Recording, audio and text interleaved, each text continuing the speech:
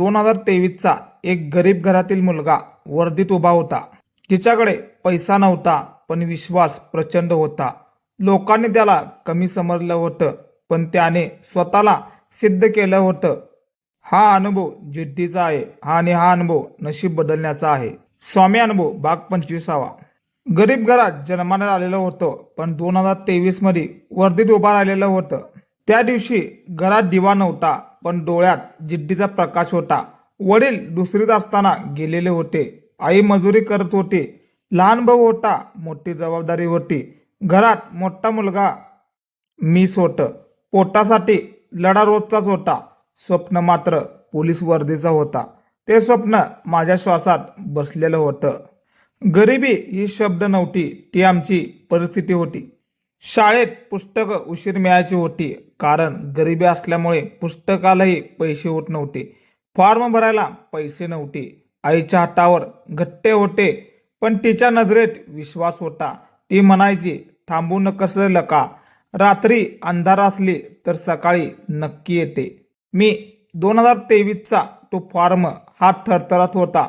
रुपये देताना हृदय धडधडत होतं, कारण ते घराचं शेवटचं साठवलेलं पैसे होतं. आईने ओढणी घट्ट केलेली होती. आशीर्वाद दिला शांतपणे. मी देवासमोर नतमस्तक झालेलं होतं. स्वामींचं नाव घेतलेलं होतं आणि लढाई सुरू केलेले होतं. दररोज सकाळी 4 वाजता उठत होतं. गाव झोपलेलं असायचं. मी मात्र मैदानावर पाय दुखवायचं होतं. श्वास अडकायचा. लोक हसायचे, होणार नाही म्हणायचे, पण मनात एकच आवाज होता, तू थांबायचं नाही आता. महाराष्ट्र पोलीसची वर्दी माझ्या डोळ्यासमोर येत असायची. धावता धावता मी रडत होतं, पण मी थांबलेलं नाही. घामात माझी प्रार्थना होती. माती माझी साक्षीदार होती. दर पावलागणिक भीती तुटत होती. मी आतून मजबूत होत चाललेलं होतं. हीच तर खरी माझी तयारी आणि प्रॅक्टिस होती.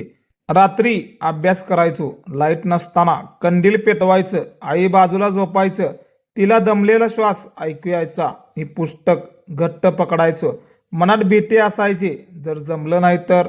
पण लगेच श्री स्वामी समर्थांचं नाव घेत होतं. भीती वितवून जायचं होतं. स्वामी समर्थांचं पारायण दर गुरुवारी करत होतं. नित्यनेमप्रमाणे आरतीला डोळे पाणवायचं. मी काही मागितलेलं नव्हतं, फक्त बळ मागितलेलं होतं. मन स्थिर राहू दे म्हटलेलं होतं.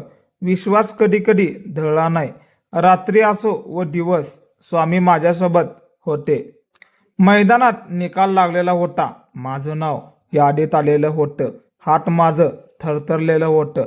आईला जाऊन मी मिठी मारलेलं होतं. तीही रडत होती. मी शांत उभा राहिलेलं होतं, कारण लढाई अजून बाकी होती. लेखी परीक्षा होती. स्वप्न अजून अर्धवट होते. अभ्यास मी स्वतःला हरवून टाकलेलं होतं. Mobile, social media, WhatsApp, Facebook, सर्व काही फोन मी बाजूला ठेवलेलं होतं. मित्राच्या गाठीभेटीही बंद केलेलं होतं. बाहेर जाणंही थांबलेलं होतं. घर, मैदान, पुस्तक हेच माझं जग झालेलं होतं. भूक लागली तरी अभ्यास, डोळे जड झाले तरी पण अभ्यास करत होतं. मी स्वतःची स्पर्धा करत होतं, लोकांशी नाही. त्या दिवशी निकालाचा दिवस आलेला होता. फोन थरथरत होता. लिस्ट उघडली. नाव शोधत शोधत होतं. हृदय जोरात धडधड धडधड होत होतं. आणि अचानक माझं नाव यादीत लागलेलं होतं. त्या क्षणी जग थांबलेलं होतं. मी पोलीस भरती झालं होतं. इतक्या दिवसाचा वनवास संपलेला होतं. आईने आबाळाकडे पाहिलेलं होतं. स्वामींची कृपा एवढंच म्हणालेली होती. घरात पहिल्यांदा आनंद झालेला होता. गरिबी अजूनही होती, पण मन श्रीमंत झालेलं होतं. मी वर्दीत स्वतःला पाहिलेलं होतं. डोळ्यात माझ्या पण पाणी आलेलं होतं. वडिलांची आठवण आलेलं होतं. त्यांचं स्वप्न पूर्ण झालेलं होतं. आज लोक विचारतात, कसं काय जमलेलं का? मी एकच सांगतो, दुखणं लपून नका, त्याला ताकद बनवा. रडणं थांबवू नये, पण रडल्यानंतरनं उभं राहा. स्वतःवर विश्वास ठेवा आणि देवावर श्रद्धा ठेवा. हा अनुभव वेगळे आहे का? कारण मी कोणावर दोष टाकलेला नाही. परिस्थितीला शरण गेलेलं नाही. गरिबीला कारण ठरवलेलं नाही. मी तिला पायरी बनवलेली होती. लोकांच्या शब्दाला इंधन केलेलं होतं. अपयशाला शिक्षक केलेलं होतं आणि भीतीला मित्र केलेलं होतं म्हणून मी जिंकलेलं असं. श्री स्वामी समर्थ म्हणतात, भिवू नकोस, मी तुझ्या पाठीशी आहे. हे वाक्य माझे कवच बनलेलं होतं. मैदानात, परीक्षेत आणि जीवनात आज मी वर्दीत आहे, पण प्रवास संपलेले नाही. इथून पुढं तर माझा प्रवास सुरू झालेला होता.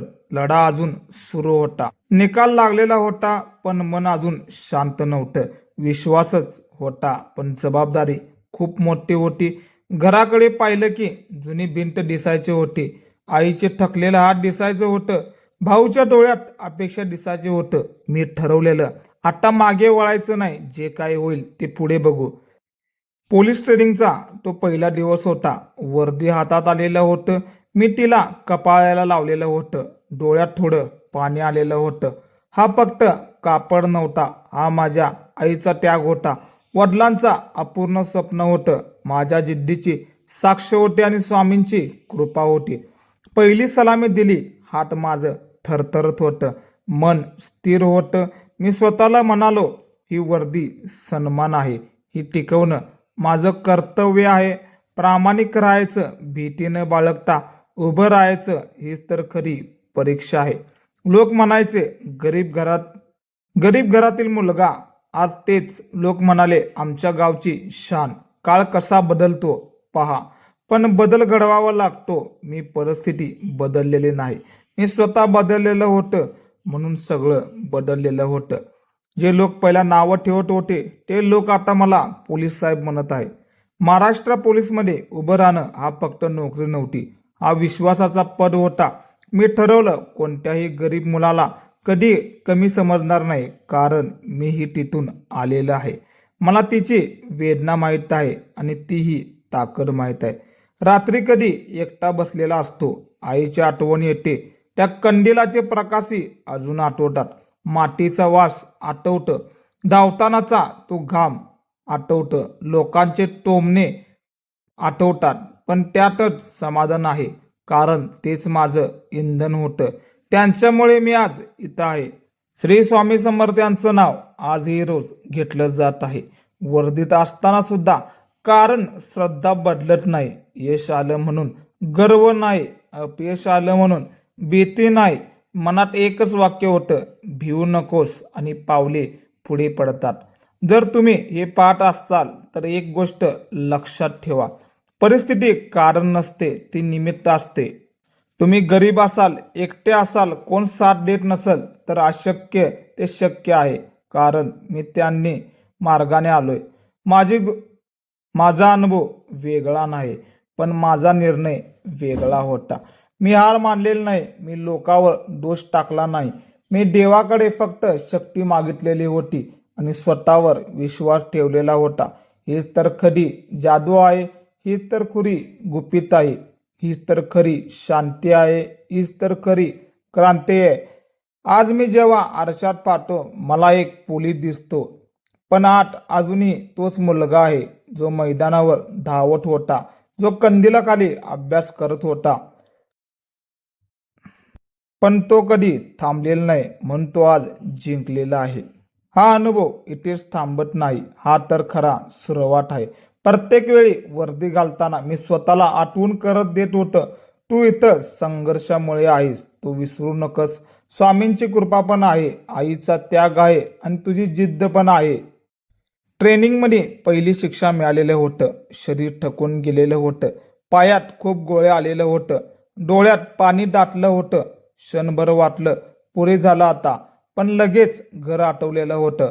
आईचा घाम आठवलेला होता आणि मी दात घट्ट केलेलं होतं. पुन्हा उभा राहिलेलं होतं. काही जण श्रीमंत घरातून आलेलं होतं. त्यांच्याकडे खूप काही सुविधा होते. माझ्याकडे फक्त जिद्द होती. त्यांच्याकडे महागडे शूज होते. माझ्याकडे जखमी पाय होते. पण शर्यत पायाने जिंकता येत नाही, ते जिंकतात फक्त आणि फक्त मनाने. आणि माझं मन अजिंक्य होतं. मी मागे वळून पाहिलेलं नव्हतं. एक रात्र मी एकटे रडलेलं होतं. कोण पाहिलं नाही, कारण वेदना दाखवायचे नसतात, त्या सहन करायच्या असतात. मी श्री स्वामी समर्थ यांचं नाव घेतलेलं होतं. श्वास खाली घेतलेलं होतं. मन शांत केलेलं होतं आणि स्वतःला सांगितलं, ही शेवटची रात्र नाही.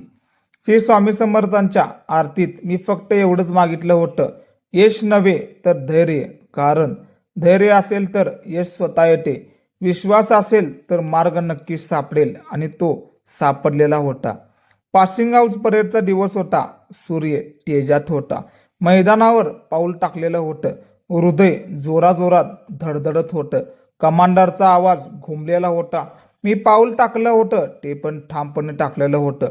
त्या प्रत्येक पावलात माझं आयुष्य होतं. सलामी देताना डोळ्यासमोर आई उभी होती. तिच्या डोळ्यात अभिमान होता. ती काही बोललेलं नव्हतं, पण तिचं मन ओरडत होतं, माझी मुलगी जिंकलेली आहे. त्या क्षणी मी कोसळलेलं नाही, कारण मला मजबूत राहायचं होतं. आता मी महाराष्ट्र पोलीस होतं. महाराष्ट्र पोलीसचा बिल्ला छातीवर लावला गेलेला होता. तो थंड होता, पण माझं रक्त तापलेलं होतं. हा फक्त धातू नव्हता, हा माझ्या आयुष्याचा शिक्का होता. गरिबीवर विजयाचा, भीतीवर विजयाचा आणि शंकेवर विजयाचा. लोकांनी विचारलं, तुझं गुपित काय आहे? मी सांगितलं, गुपित बिपित काय नाही रे लका. दररोज उठणं हेच गुपित आहे. हार मानू न देणं हेच गुपित आहे. स्वतःवर विश्वास ठेवणं हेच गुपित आहे. आणि देवावर श्रद्धा ठेवणं इतकंच गुपित आहे. मी अजूनही तोच मुलगा आहे, जिच्या घरात पैसा नव्हता पण स्वप्न मोठे होते, जिच्याकडे साधन नव्हतं पण निर्धार होता, जिच्या आयुष्यात आधार कमी होता पण विश्वास प्रचंड होता. आणि म्हणून तो जिंकलेलं होतं, कारण तिथे थांबणं नाकारलेलं होतं. रात्री ड्युटीवर उभा असताना कधी कधी शांतता असते. त्या शांततेत मी भूतकाळ पाहतो. धावणारं मैदान, कंदिलाचा प्रकाश, आईचा आवाज आणि स्वामींचं नाव मला जाणवत होता. हा प्रवास व्यर्थ नव्हता. आज जर एखादा मुलगा स्वप्न पाहत असेल तर मी तिला सांगतो, तू एकटा नाहीस. तुझ्या मागे जिद्द आहे, तुझ्यासोबत देव आहे, तुझ्या आत शक्ती आहे. तू फक्त चालत राहा. रस्ता आपोआप तयार होईल. अपयश येईल, लोक असतील, काही लोक साथ सोडतील, पण स्वप्न सोडू नका. कारण स्वप्न सोडलं की तर सगळं संपतं. संघर्ष सुरू ठेवला तर सगळं बदलतं. मी त्याची साक्ष आहे. स्वामी समर्थ म्हणतात, भिवू नकोस. हे शब्द माझ्या आयुष्याचा आधार झालेला होतं. प्रत्येक संकटात, प्रत्येक भीतीत, प्रत्येक अंधारात मी तेच ऐकलं आणि पुढे चालत राहिलेलं होतं. म्हणून मी मला प्रकाश मिळालेलं होतं. आज माझ्या घरात अजूनही साधेपण आहे, पण मनात समाधान आहे. तो चेहरा मला अजूनही आठवतं. भाऊ अभिमानाने उभा आहे आणि मी स्वतःलाच वचन दिलं आहे, ही वर्दी कधी कलंकित होऊ देणार नाही. हीच माझी खरी परीक्षा आहे. हीच माझी खरी समाधान आहे. गरिबांनी मला तोडलं नाही, त्याने मला घडवलेलं होतं. वेदनाने मला हरवलं नाही, त्यांनी मला तयार केलेलं होतं. लोकांनी मला कमी लेखलं होतं, मी स्वतःला कधी कमी मानलं नाही. कारण माझा विश्वास मोठा होता, स्वप्नही मोठं होतं आणि जिद्दही मोठं होतं. 2023ची ती भरती फक्त एक वर्ष नव्हतं, तो माझ्या आयुष्यातील टर्निंग पॉइंट होती. त्या वर्षाने मला शिकवलेलं होतं, भीतीवर चालायचं असतं, रडून थांबायचं नसतं, स्वतःसाठी स्वतःच लढायचं असतं आणि देवावर विश्वास ठेवायचं होतं. मग अशक्य ते शक्य श्री स्वामी समर्थ हे करतात. जर तुम्ही इथंपर्यंत ऐकायला असेल तर एक वचन द्या स्वतःला, परिस्थिती काही असो तुम्ही हार मानणार नाही. लोक काहीही बोलो तुम्ही थांबणार नाही. मार्ग कठीण असो तुम्ही वळणार नाही, कारण तुमचं स्वप्न पवित्र आहे. मी आजही रोज श्री स्वामी समर्थ यांचे नाव घेतो, आरती म्हणतो आणि त्यांचे आभार मानतो. यशासाठी नाही, संघर्षासाठी. कारण संघर्ष नसता तर आज मी इथे नसतो. संघर्षच माझा गुरु होता. हा अनुभव माझा आहे, पण शक्ती तुमच्यातही आहे. तुम्ही गरीब असाल, एकटे असाल, तुटलेले असाल तर लक्षात ठेवा, तुटलेले मातीच मजबूत करते आणि विटा बनते. तसं माणूसही तुटूनच घडतं. शेवट एकच सांगतो, स्वप्न पहा, विश्वास ठेवा, मेहनत करा आणि देवावर श्रद्धा ठेवा. मी राखेतून उठले, तुम्हीही उठू शकता. भिवू नकोस, कारण विजय हा तुमचाच होणार आहे. जर हा अनुभव तुमच्या मनाला थोडा तरी स्पर्श करून गेला असेल तर फक्त एकच करा, मनापासून जय जय स्वामी समर्थ लिहा आणि अशा जिद्दीच्या, विश्वासाच्या, श्री स्वामी समर्थ अनुभव ऐकायचा असतील तर आपल्या परिवारात सामील व्हा. तुमचा एक छोटा आधार कुणाच तर मोठं स्वप्न बनू शकते. आणि तुम्हाला तर माहीतच आहे, आपला पॅटर्नच वेगळा आहे.